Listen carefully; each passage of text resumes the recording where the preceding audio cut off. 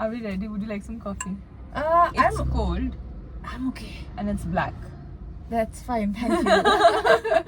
Are you sure? I'm cutting down on coffee. Like I survive on coffee.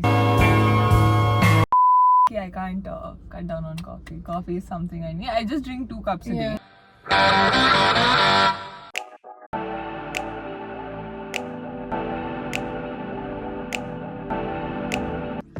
Hello there, everyone. Welcome to a freshly brewed episode of Mind Stance. Today, I have a very special friend, a beautiful artist, a filmmaker, a writer, and Shruti. Welcome to Mind Stance. Thank you so much. You have a great car and great energy. I'm so glad to be here. And I'm so glad to have you here. Thank you so much. This energy is just because Shrishti is here. It's early in the morning and we are chit-chatting. And I'm very excited to have this conversation with you. Me too. How Equally are you? excited. I'm doing great. I've had a very good morning today. Woke up early, walked my dogs and took care of myself, which Oh, is wow. very important because I usually don't get the time for it. So, took a long bath and everything. Amazing. So, yeah. That sounds great. Yeah. What a great way to start your week. It's Tuesday, but Yeah. I'm actually starting my week today because yesterday was my off. Yeah. So, see? Makes feeling sense. all fresh. Ready for the week. Yeah, absolutely. Yeah, that's amazing. Shrishti, why don't you tell our audience a little about yourself? So I am a filmmaker. I love films. When I was growing up, I loved watching movies, and I had this dream that I wanted to be like Satyajit Ray or, Steven Spielberg. So the dreams were too large. Obviously, as a child, you don't put any kind of restriction to what you imagine and what Yeah. you dream. So those were the big dreams that I was having while growing up. And slowly I felt like, I had it in me to tell stories. I used to write stories. So I thought, maybe I could write scripts, maybe I could direct a movie. So I wanted to learn film. And then I got into filmmaking, which was so good for me because it channeled everything that was inside. Yeah. And it brought out something unique about myself that I didn't really know about. So it was great, and I love making films. I love working with actors. I love everything to do with cameras. Yeah. So I'm a film freak. That's one of my things. The energy with which you are describing your work, I can see how excited and how much you love it. Yeah. Yeah, it's amazing. Yeah. Film Film is everything. No, that sounds amazing. Shrishti, what I believe is that, anybody who is working in creating something is working with some form of art. What do you think as a filmmaker art means to you? That's a very good question. I feel like art is not exclusive to artists. Yeah. And art is imagination, it's creativity. And creativity is something we all practice in our day-to-day lives, even without realizing. Yeah. So when you choose what kind of cushions you're going to have on your sofa, or what you're going to cook for dinner, that's all imagination, that's all creativity. And sometimes that creativity leads to something called art. You end up creating a piece of work that you can show off to people or be proud of, or something that translated what was inside and brings it outside, on the outside. Yeah. So that is just the product of creativity and imagination, but it's not exclusive to artists. Yeah. We are all artists. Absolutely. So, have you had any experience where you have maybe given this a thought, ki, am I an artist? Am I not an artist? Or how did you make this perception ki, I am creating something, even if it has nothing to do professionally. This is my art, or I am an artist that way. Yeah. I think I did not contemplate on the idea of being an artist so much.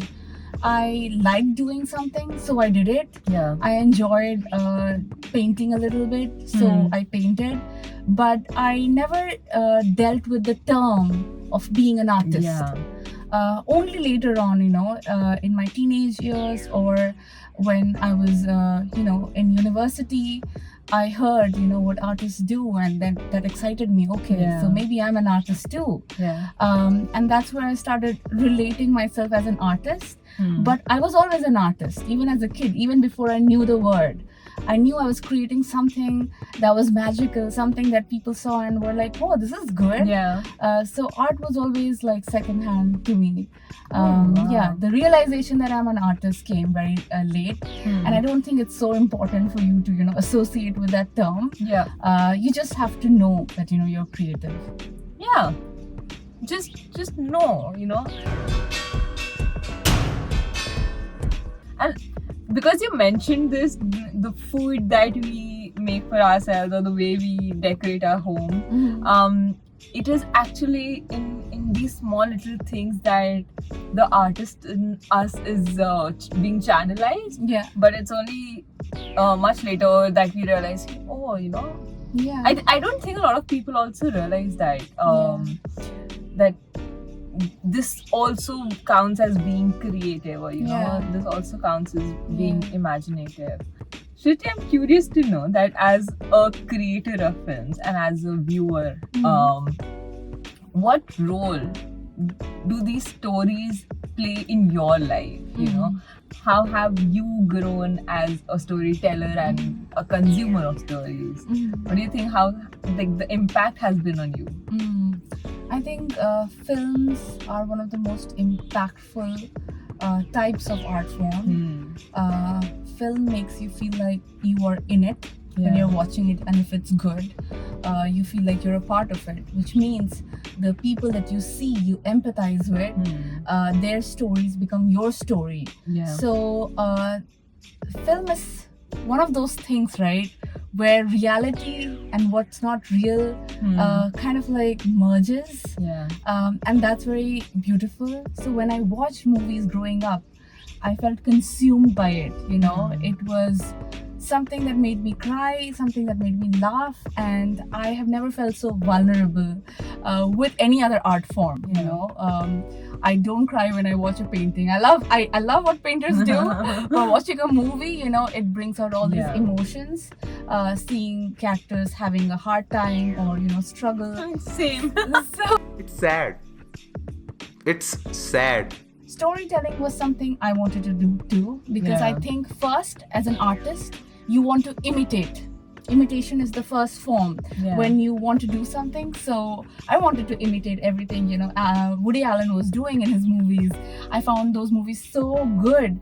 Purple Roses of Cairo was one of my favorite movies, where this lady goes to watch cinema and she feels totally consumed by it. So I wanted to tell stories. So I started writing, I started creating scripts, and I started directing. So that's the journey.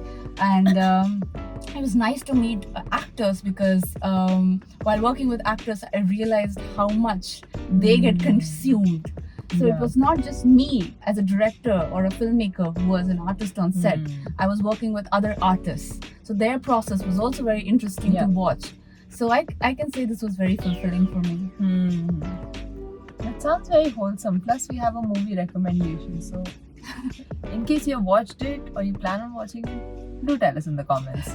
But yeah, this entire process sounds very wholesome in a way.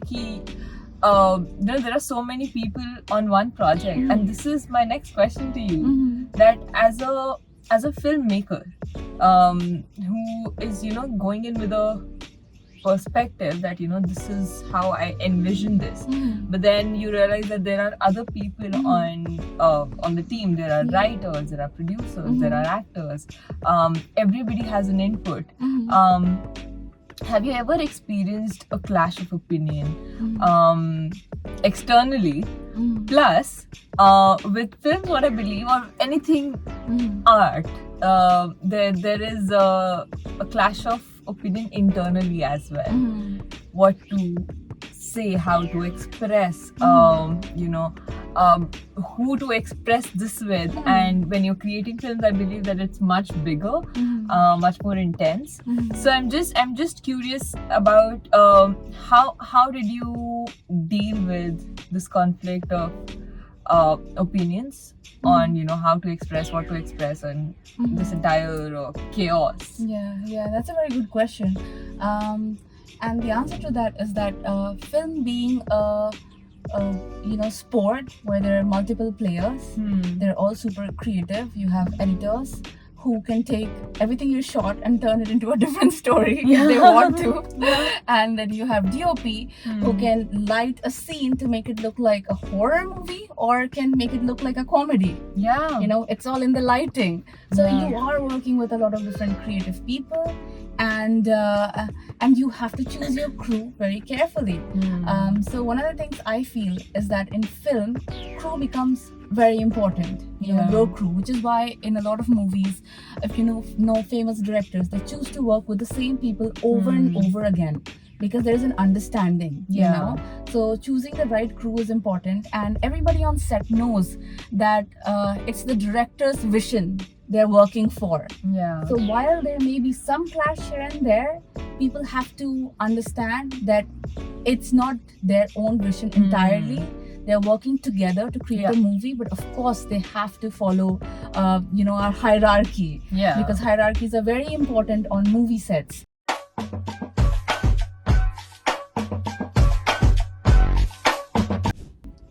Shrishti, you are doing such amazing conversation. What if this goes viral? This will go viral. As it should. Yeah. Okay, but as we have been on this journey with you of being a filmmaker, understanding your process, and it seems very interesting. B, I feel like I would like to someday sit in the brain of a filmmaker and see how things work. It just feels very incredible to think how somebody is taking care of all those gazillion things for one thing. So please lend me your brain someday. Yeah, I'll give it to you. I'll let you borrow. Yeah, I would love that. Yeah, but if it torments you, don't complain. Is there a return policy? No, none. This is not Amazon. This is my brain. You guys, think before you Make ask a for wish. something. Yeah, like that. And get stuck with a brain that does not serve you. Shrishti, as somebody who's not a filmmaker, what other escapes or what other channels do you use for yourself, which may or may not be art? Okay, so there are two things that I really like to do, and that brings me to the state of Zen: cooking as well as writing. And they are art because they bring order to my chaotic mind. So, for example, when I'm writing, all these thoughts, that are just floating in my head, I can just throw them on paper and forget about them. Now I have it written somewhere. I don't have to remember them. So it's a process of decluttering my mind.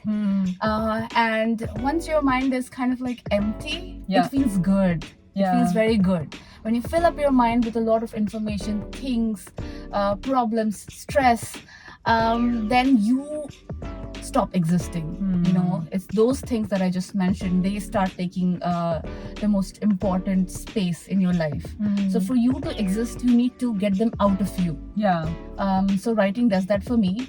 Cooking is another thing that I really enjoy doing, and when I'm cooking, I go into a space of Zen. I'm not thinking about anything except the recipes, and it's just a really fun process for me. I don't know why I enjoy cooking. It's not something to do with being a woman, just saying that.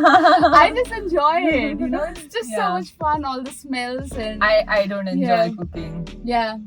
So I don't really. I can understand. There are people in my life who don't like cooking, like my mom. She hates cooking. My mom loves cooking. Oh wow! And she's an amazing cook chef. I don't know. She's amazing. Okay, and I'm so spoiled. I had this pressure for the longest time that Mama is such an amazing cook. You need to learn and this and that. And I was just like, I'll just take Mama with me.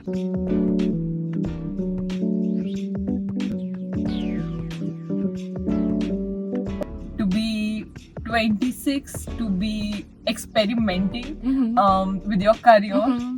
I don't think I would have been able to do this Mm. without her support. Yeah.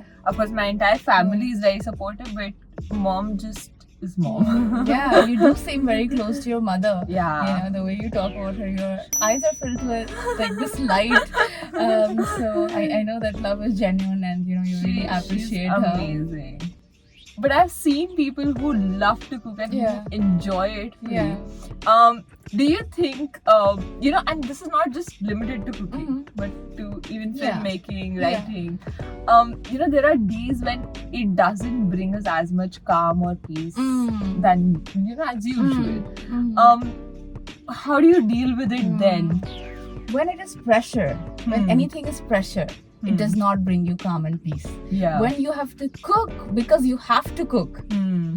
you know, it might be like, no, I'm not feeling it, I'm tired. Yeah. I don't feel in the right space. So I don't think doing something like cooking or making films when you're not feeling it Yeah. is the right way to go. It won't bring you any peace or calm. You know, Yeah. you have to first work on doing something to bring your mind to a state where it's ready to use art Yeah. for healing. If your mind is really far away from that, you know, if you go to like a psychiatric ward and you know hand over a piece of paper and say, hey, paint, you know, maybe they're not ready for painting. Yeah. So I don't think art can necessarily heal everyone. Yeah. It is a way to heal you, you know, if you are willing to. But if you're not in that space, nothing can heal you, you know. Yeah. You just have to work on yourself first. Yeah, true. Shrishti, I am also absolutely in awe of your studio. Awesome. Yes, and I have been meaning to bring it up, but now that we have. Yeah. So I would love to hear more about Turo Studios. Yeah. And how this idea has come, because you're absolutely working on this idea of community Yeah. and Yeah. full support. Absolutely love it. The best thing Yeah. in a very long time that I have witnessed. Yeah. Please tell us your story. So, my story is that apart from being a filmmaker, I've also been an entrepreneur for many years, which is why I was able to travel around the country. I went to Shantiniketan, lived there for 2.5 years. I was in Coorg, I lived there for 3 years. I was in Goa, I was there for 1.5 years. So, I moved around a lot, but I figured out how to earn using my computer, you know, and this was before working from home was popularized by COVID. So I was doing it long before that, and you know, I was learning in the process. My family doesn't come from a business background, Yeah. but for me, it was always about learning new things, and I really enjoyed every time I figured out how to run an ad on Facebook, or you know, how to make a viral video. Those things were very exciting for me, and you know, new learnings are always something that boosts your confidence. Yeah. So after COVID, I felt like I have been working alone for a very long time. Of course, when I was working on film sets, you know, you would be around thousands of people, but that's only for the 3-4 months that you're shooting, Yeah. you know. And again, if you don't have a project going on, you're still alone, you know, you're sitting at home or, you know, not really doing much. So I missed the sense of community. So I wanted to make a place here in Delhi where people could feel a sense of community, be a Yeah. part of something together. And I decided to start Two Roads for women. It's a women-only space because while it is very important for men to also be a part of your life and the things you do, I Yeah. feel like a space for women to come together and talk about womanly things, you know, Yeah. that we deal with. And we deal with a lot of crazy things, Yeah. you know. So just an example of the things that women deal with today is the fact that we have to manage our homes.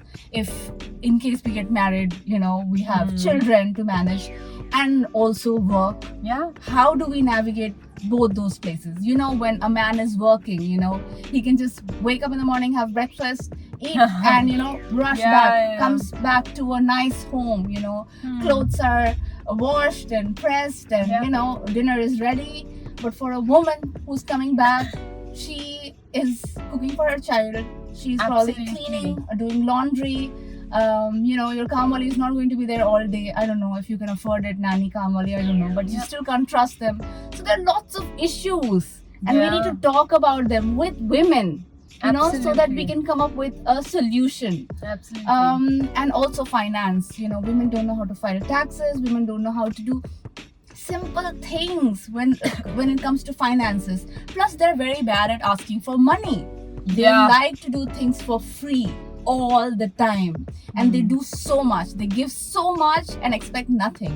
And Two Roads is just going to be a space where there's going to be a lot of financial education, there's going to be community, people are going to come together, they're going to learn things. We just had a summit for female founders where we met 30 founders of different small Amazing. businesses. Yeah. There was one family that was doing a business called Laddu Pinni, and they make Oh, these wow. laddus, homemade laddus, and that was so tasty. That was so tasty, I'm and it's all sure. women, you know, all women. The mother-in-law, the daughter-in-law, you know, everybody in the family is involved. So seeing people doing these things, women doing these Yeah. things, it's just so exciting to see that they have passion and dreams. So yeah, that's the reason we created this space. What you're doing, individually as a filmmaker, as an artist, and as an entrepreneur to provide the space. Yeah. It's amazing. Yeah, thank you so much.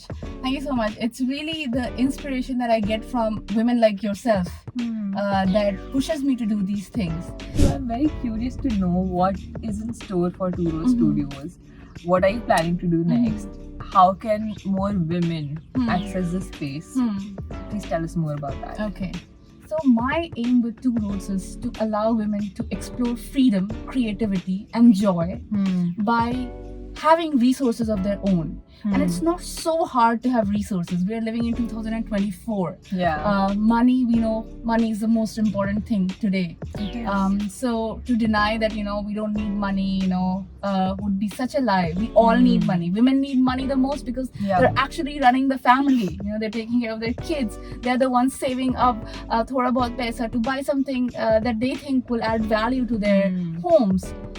So we need to empower them. Yeah.